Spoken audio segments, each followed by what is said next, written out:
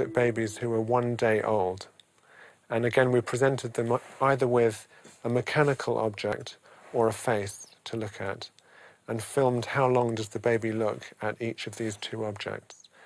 And we find that more boys look longer at the mechanical object, and more girls look longer at the face, even on the first day of life.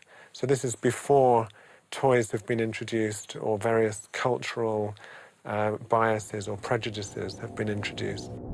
Baron Cohens funn tyder på at disse interesseforskjellene må ha oppstått før barna ble født, i fosterlivet.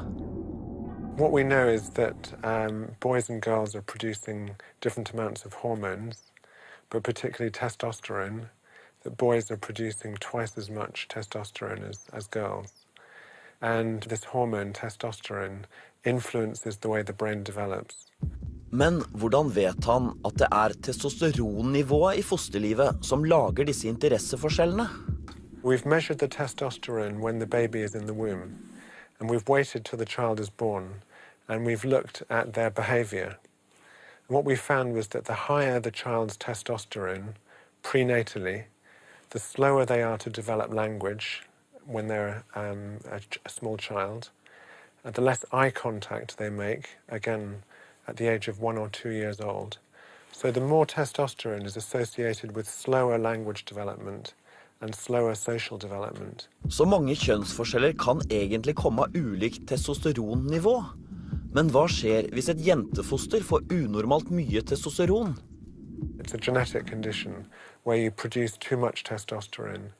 And girls with this condition show a very masculine pattern of toy preferences. Testosteronnivået i fosterlivet ser ut til å gi ulike evner og interesser tidlig i livet, men det en varig effekt?